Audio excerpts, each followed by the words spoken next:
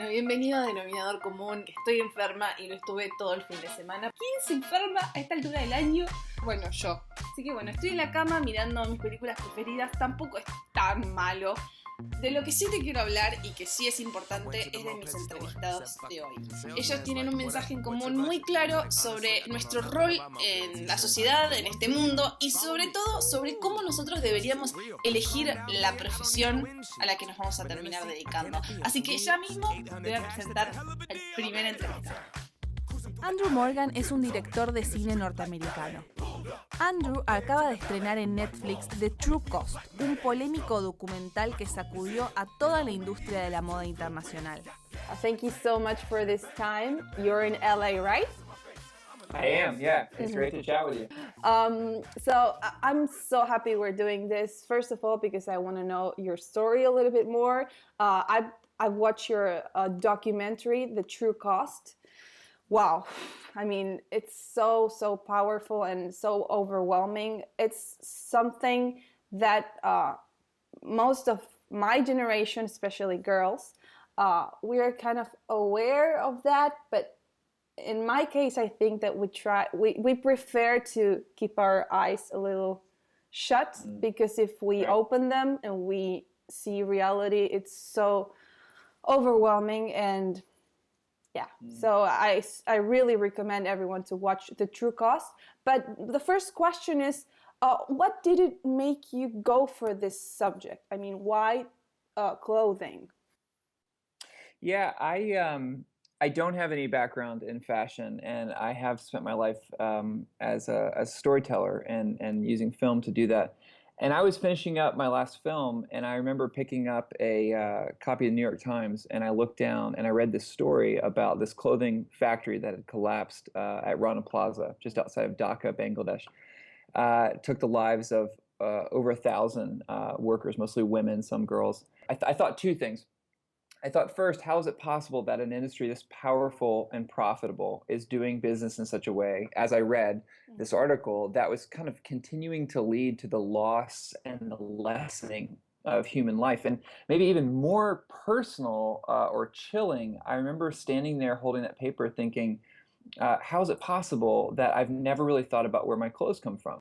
And by the end of that week, I was just convinced that it was a story that I really wanted to tell. When did we start to view human beings as a commodity that could be stretched and squeezed and exploited? Like, where did we lose the dignity that's assigned to human life? So I think what a lot of us are saying is like, these jobs are super important. This work is tremendously vital in these countries, but not when it's being done at such a low rate that families aren't even able to stay together in the poorest slums. Not when people are working 80, 90, 100 hours a week, not making enough for the basic needs of their family, and not when the conditions are just outrageously inhumane and unsafe. So I think that's what's needed for me now. Is it's not about just let's boycott. It's not like let's turn the clock back 50 years. It's like let's do this better. Like let's actually realize this is a serious problem affecting many of the world's poorest working of the poor, and let's improve it going forward. Aras Azadian es un emprendedor de origen iraní que actualmente vive en Canadá. Aras dirige varios proyectos, todos con causas sociales, como por ejemplo la cura temprana del Alzheimer y del cáncer. Al mismo tiempo, Aras es el dueño de Barsa Taberna, uno de los restaurantes más populares de Toronto. Can I know a little bit more about yourself? I started what I call the chart that had several projects that I was really attracted to and several projects that I knew I would be passionate about. And I then identified the ones that I wanted to move forward with, and the ones that I still am working on were my favorite three. One of them is the Purple Elephant Campaign, which is an Alzheimer's awareness organization. It's a charity, so it's non-for-profit. It's more for experience and it's more for giving back. And myself and two of my partners that started that organization all work together in different projects. But we did this to sort of give back and to be involved in the medical community and also to raise awareness for Alzheimer's. That was one. The other one was a cancer diagnostic company named Panacea. So I started with them as an advisor. They had a new cancer test. They were mostly scientists, so their business knowledge was not as advanced, and they needed help. So I started off as just advising for the idea of helping. And as the company progressed, and I guess my advice helped them, I earned a position with them, and now I act as the acting COO or the acting director of business development. So it's very different than everything else that I do. The restaurant was something that I thought would be fun and easy, and we would do it on the side, and ended up being exactly the opposite of that. Right, yeah. Me encanta esta película, seguramente la conoces, En búsqueda de la felicidad. Y me hace pensar un poco en cómo nosotros elegimos nuestras profesiones. Este hombre la peleó hasta la muerte para lograr su sueño y finalmente, bueno, no te quiero decir final. A lo que voy es cómo nosotros nos ponemos este objetivo de ir por un sueño y todas estas piedras en el camino que se nos ponen, que en general la mayoría son las que nos ponemos a nosotros mismos. No más que eso. I want to know a little bit more about you as a director. I mean, because you're successful. I mean, you wanted to tell a story and you got into, like, I'm from Argentina and I'm calling you because I mean, I got really affected by the story you said. So I want to know, how did you start directing and following your passion? Yeah, I was one of those kids growing up that was like running around the backyard making movies. I grew up on the East Coast, and I picked up a camera when I was about 10 years old, and I just fell in love with it. And I made all kinds of short films and little movies at home. And when I got out of high school, instead of going to college, I saved up some money and moved across the country to LA, and I went to enrolled in a film school here. I studied cinematography, so very like practical, like camera side of the work. And I started doing a bunch of cinematography type work when I got out of school. And that just kind of led through some different projects. And then I started to direct, and I got really excited about directing. And I did a couple of short films. I did a documentary before this one called After the End. And in the process of doing that, I met a guy who is now my producing partner that we work together. Since I was a child, I was always business oriented. I was always entrepreneurial. Even as a child, my parents tell me stories that portray that. But I had no idea. I was a kid that was moving with his family all across the world, from Iran to Turkey to Canada, given the whole government situation in Iran. So I was just trying to stay with my family and trying to learn the new countries that I'm living in, the new languages. So at that point, that was the only focus. So how did you choose your first project? Like I said, I had a chart. I decided I'm going to be an entrepreneur. I had a chart of 20 projects. And I identified them based on how attractive they were to me from a passion point of view. I decided that I'm willing to work for free even in something that I believe in, but I'm not going to work for low amounts of money for things I don't believe in. So the cancer company was one of my priorities. I knew that they essentially have a test that can diagnose cancer really early stage. So I knew it was worth helping. Even if I don't earn money from it, I can help them establish this. There's a humanity aspect.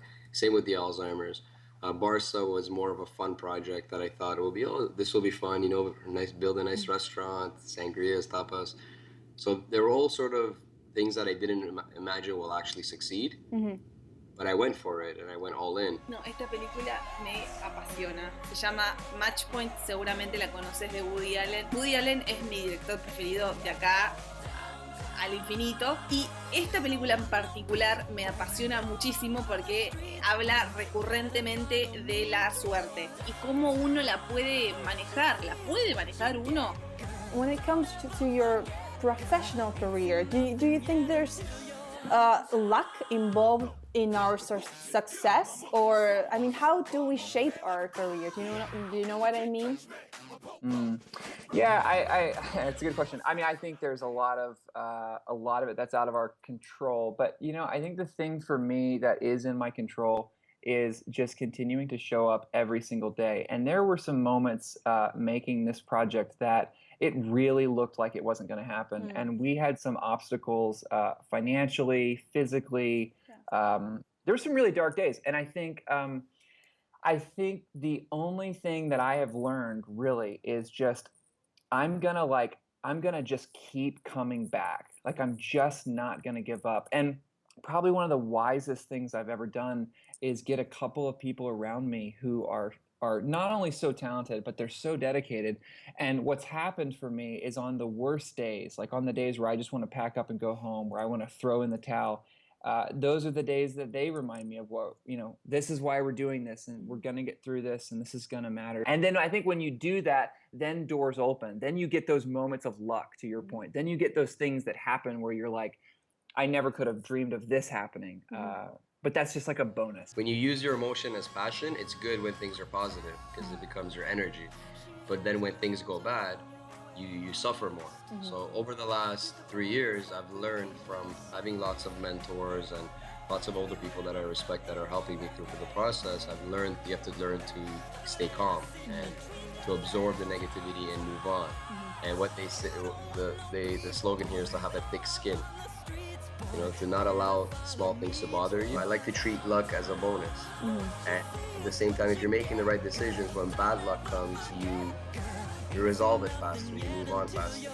I don't believe in sitting and waiting for luck. I believe in always making the right decisions and being prepared for up and down. And then luck is definitely a variable, definitely a factor you need to learn to control it. ¿Ya descubriste cuál es el denominador común que tienen Andrew y Aras? Bueno, quédate en el próximo bloque y lo vamos a reflexionar juntos. Ya volvemos.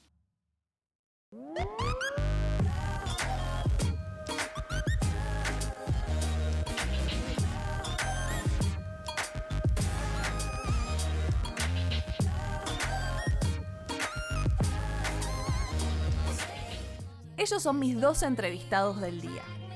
Andrew Morgan es norteamericano y un conocido director de cine.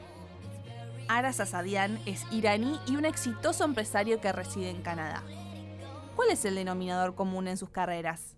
Bueno, y me quedé pensando en esta escena de 500 días con ella, y yo me pregunto si siempre vamos a estar imaginando situaciones que en el fondo no van a suceder y que después cuando sucedan de otra manera nos decepcionemos. Entonces, ¿qué hacemos? ¿Soñamos alto o nos conformamos con la realidad con tal de no sufrir esa decepción? Expectativa versus realidad la podemos tomar de otra manera. Al menos lo que a mí me pasa es que cuando yo sueño demasiado alto y después no termino alcanzando ese objetivo, me decepciono y me pongo mal y me frustro. Hace 2 años, justo antes de irme de vacaciones con mi familia, con mis hermanas y mi mamá, conocí un chico. Justo antes de irte de viaje, conoces a alguien y me encantó y bueno, salimos 2 veces. Estuve el mes entero pensando, imaginando, soñando. ¿Qué pasó? Volví y salí una vez más y me acuerdo que total decepción. La realidad no coincidió para nada con la expectativa. Ese chico ya era mi futuro marido, ¿te das cuenta? Típico de mí. De tanto pensar en esta historia amorosa que te acabo de contar, siento como que me volvió un poquito la fiebre. Me voy a hacer como un tecito porque, no sé, ¿viste? Y esta decepción de la realidad cuando tenemos una expectativa demasiado alta, en general viene con la palabra fracaso. Andrew y Aras nos van a hablar de la importancia del fracaso. Most people nowadays just focus on results and on success. The result, like a piece of cloth, but we don't see what's back behind that. And like your career or any career, probably you had a lot of failure before being where you are right now. Did you? Yeah, and I think that's a great point. And I think like the truth is you have to actually love the process. And I know a lot of people who just like you said, like they like the result, they like the ego, or they like the image of what goes along with it. But like whatever you're going to choose to do with your life, make sure that it's something you actually enjoy the process. Because in my case, like we spend a couple of years behind closed doors with no one watching, doing really hard work. And then the moments where things come out or things are exciting, like if you were just living for those moments, it's not going to get you through, Having the ability to look around in the middle of the process. And for me, saying like, I love this, like I love the process. Like we're getting starting on a new project right now and we're back in it, we're back in it. And I love making it. Like I love, I just love all the parts that go into it. And I don't think I could do anything else. Like I'm obsessed with the idea that stories really shape the world that we're living in. This film, I feel like I found a bit of my voice. I guess I'm passionate. I'm very passionate. So as long as I'm excited or passionate about a project, I put everything into it, and I don't get tired. You know, so a lot of people wonder how I come from work or from the office 9 to 5, and I spend all night at the restaurant, and then the next day I do it again. And it's because I care. As long as I'm emotionally attached to a project, then I almost don't get tired. So that helps. Man, when you have something, like if someone watching this is like, you have something that you feel like you were born to do, like you actually have a sense in you that the world would be better if you got to contribute your thing, then I think you just have to like literally fight like hell to get to do that, to just keep, like, just be the person that doesn't go away. What would you say to a young person who like 24, 25, like when you started, that it's wanting to develop something and is not sure about that? What would you say? I say go for it. If you have the comfort, some comfort of going and taking risk, meaning if you have some family support, you can still live with your parents, live with your parents. If you don't have children or rent, so if you could afford to take a risk, go for it, by all means. The worst thing that could happen is you don't succeed, but by not succeeding, you've learned so much, you've networked so much, you've accomplished so much that you are already in a better place. Start moving, start doing something with what you do know. I think a lot of times we spend way too long sort of waiting at the beginning until the whole picture kind of unfolds in front of us. Like we need like the 10-year plan or the roadmap, and in my experience, it's been a constant process of saying, I know the next 2 steps, and I know that I can't see beyond that until I take those steps. And once you start, it's like it just does this amazing thing where you have to finish. If you would like to know something, if you like to learn an industry, go work for free in it for 1 month, 2 months, learn a little bit, and then understand what you want to do. So whether you're just be doing an internship or volunteer, if you like a certain industry, go in, do it at your own time, do it for free, and you'll learn a lot, and then maybe that can help you with the process. The amount of money you can make in your 20s doing whatever job is very, very small, even if you're paid or not. Okay. Might as well do things that you like, that you can learn from if you want to be an entrepreneur and not earn money for it. And also, like, that we need you. Like, if you're someone who has something to contribute, like, the world fundamentally could be better because of you. And I think that's a daunting thing to believe, but that's like the only way history has ever improved. That's the only way the story gets better. So if you just are standing on the sidelines saying, man, all those people out there they have it all together and they have all the resources and all that, like they started where you are and we're better because they're doing what they're doing. So start somewhere. Bueno. Life of Pi, mi película preferida de acá a la China. Si no la viste, te la recomiendo. Es espectacular esa película. Es como toda una metáfora sobre cómo atravesar los momentos más difíciles. Y siempre mirando positivo. Y esto es lo que nos dejaron Andrew y Aras como reflexión. ¿Qué es lo que nosotros queremos hacer en el resto de nuestra vida? ¿Qué es lo que nos apasiona en el día a día? Y que sentimos que sin esto no podríamos hacer nada. How do you define success in life? That's a good question. Success feels like the moments and the places I put myself where I feel like I'm contributing something that has very real value to the world, and at the same time I'm doing the thing that I can't help myself from doing. I love my role, and I'm really trying to be conscious of using it the best that I can. Yeah. From a business side, I think success in life is to choose projects or businesses that you're passionate about, that you want to be a part of, and to make them succeed. I think not anybody, but it's very easy to be successful at a job and move up the ladder for a company. But for example, for me to be a CEO of a tobacco company earning $2 million a year is not success personally. But I'd rather make much less money, but for example, have helped a cancer company or an Alzheimer's organization. So yeah. I think that's what success is. Yeah. Well, thank you so much, Aras. I'm glad that I know a little bit more about you now. And yeah, thank you so much for this time. My pleasure. Nice meeting you. Bye. Yeah, bye. Me voy a cambiar, me voy a arreglar un poco porque ya esta cara de muerta no va más. A vos te quiero agradecer por haber estado ahí, haberme acompañado. Valió la pena escuchar las historias de Aras y de Andrew. Y ya mismo te quiero adelantar quiénes van a ser mis entrevistados de la semana que viene. Te espero la próxima en Denominador Común. Chao.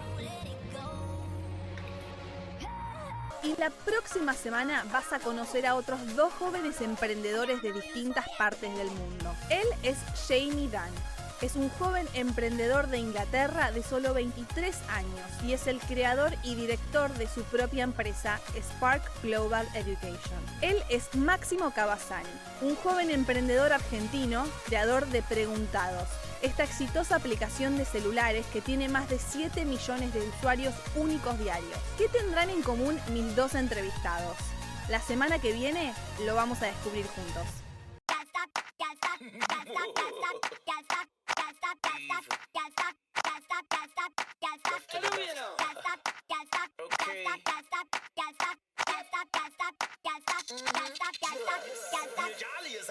Okay.